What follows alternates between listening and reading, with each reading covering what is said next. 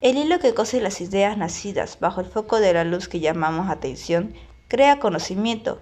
Eso es aprender. Grabar lo aprendido es memorizar. Pero memorizar bien y aún aprender bien requiere de la repetición de lo que se aprende y con ello también corrige y rectifica aquello que se aprendió, y eso lo sabe cualquier estudiante.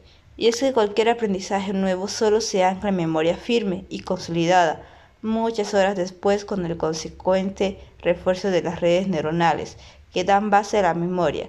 Esta repetición tiene fundamento neurobiológico en lo que conocemos del hipocampo, sede principal de las memorias explícitas.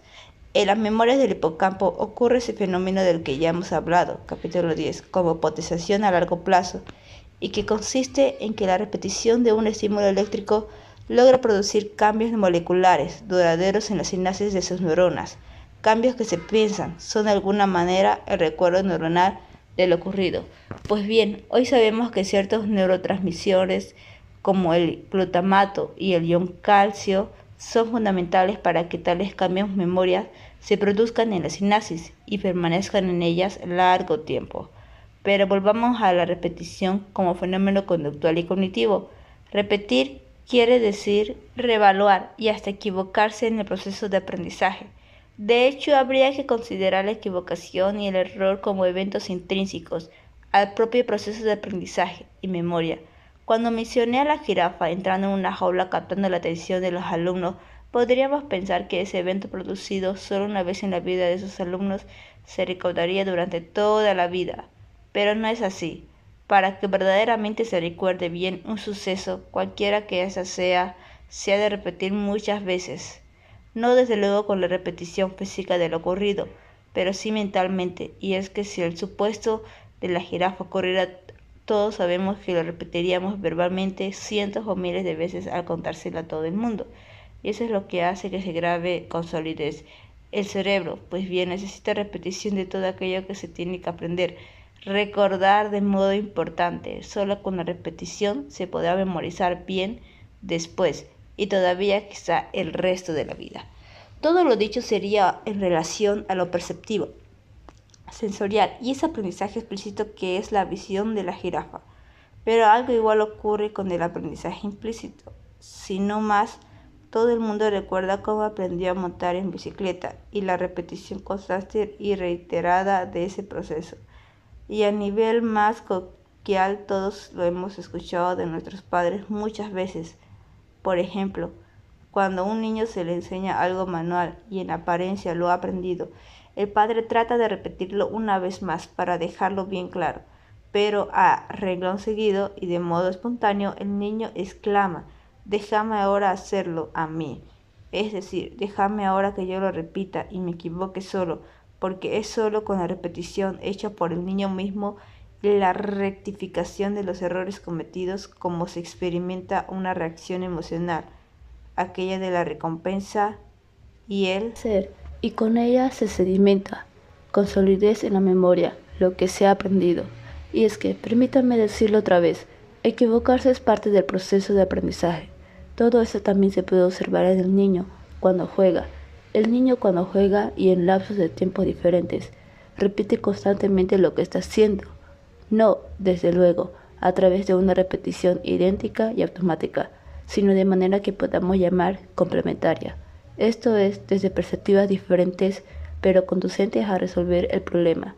El niño, durante el juego y tratando de alcanzar los mismos fines como ensamblar las piezas de un juguete, lo repite tratando de conjuntar esas piezas, las mismas o diferentes, en tiempos y secuencias distintos.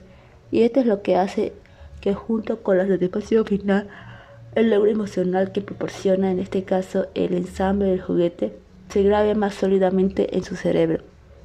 Y algo similar ocurre, por supuesto, más tarde, en el estudio del alumno adolescente y universitario, en el proceso de razonamiento y de aprendizaje de nuevas ideas o conceptos, o en el aprendizaje de las matemáticas o de las funciones ejecutivas. En definitiva, aprender bien y guardar memoria de esas asociaciones, pero luego poder evocarlas y que de verdad sirvan para construir conocimiento y memorizarlo, requiere repetición constante de aquello que se aprende, unido a ese componente emocional de la experiencia. Y de esto sacamos también lección provechosa, quienes enseñamos.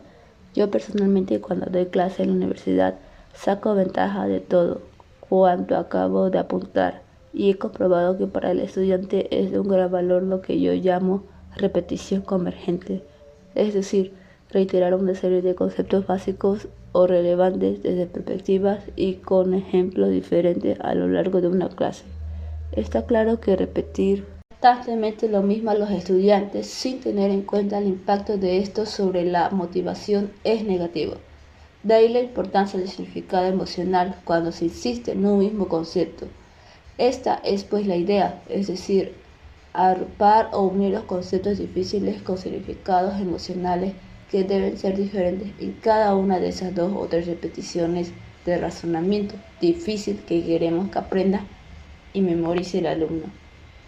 Es más, y esto es interesante, el beneficio de la repetición no solo recae en el que aprende, sino también en el que enseña. Esto último me recuerda a Cicerón, cuando escribió aquello de que para aprender bien hay que saber enseñar. Precisamente quienes enseñamos nos damos cuenta del valor de este acerto. Y es que, en efecto, cuando uno enseña algo que previamente ha estudiado, se da cuenta de los errores que ha cometido durante el aprendizaje, de aquello que creía sólido y bien aprendido. Uno estudia y se equivoca y repite y consulta varias fuentes y contrasta, y luego se vuelve a equivocar en detalles que después se afirma con más estudio, pero finalmente, más tarde, en la exposición pública ante los alumnos, cuando se tiene la experiencia de haber dejado algún cabo suelto en el hilo de esa comprensión del tema, y es en ese momento durante el discurso o razonamiento, cuando se da cuenta que aquello no estaba del todo bien hilado, y tras la clase corrige las lagunas y rectifica. E insisto, esa repetición reporta beneficio doble, pues lo obtiene el profesor tanto para sí mismo como para los alumnos. Y algo más sobre aprender y repetir lo aprendido, y ese algo más refiere al sueño. Muchos datos apoyan la importancia del sueño en la consolidación de la memoria. Pues bien, también aquí durante el sueño repetir lo aprendido es importante. Hay experimentos muy curiosos realizados en el cerebro de pájaros, y en particular de los pájaros cantores, que avalan esta importancia de la repetición, cuando durante el sueño en estos pájaros se registra la actividad eléctrica de una sola neurona, patrón de potencias de acción, localizado en áreas cerebrales que son importantes para el aprendizaje de las canciones. El patrón de actividad que se registra es muy parecido al registrado cuando el pájaro está aprendiendo a cantar. Algo así como el pájaro durante el sueño estuviese repitiendo y entrenando aquella canción. Esto nos lleva a la idea actual más aceptada de que durante el sueño el cerebro trabaja para cimentar, construir en bioquímica y anatomía aquello que se aprendió durante el día, que es importante para el individuo. Para terminar, quisiera reforzar la importancia de este capítulo en relación con una área cerebral como es la corteza motora y suplementaria, y su papel en la repetición mental de actos motores previamente muy bien aprendidos. Hay un ejemplo que creo que ilustra cuando digo y que además todo el mundo conoce. Me refiero a esos atletas de salto de altura que mucha gente los ha visto antes de cada salto, cierran los ojos y repiten mentalmente la secuencia de cada paso antes del salto y el salto mismo. Pues bien, precisamente en este proceso repetitivo es donde desempeña un papel fundamental ese área motora y suplementaria que acabo de mencionar. Hay muchos experimentos que muestran la importancia de esa repetición mental, no tanto para la realización del acto motor mismo, sino también para el afianzamiento emocional del éxito del salto.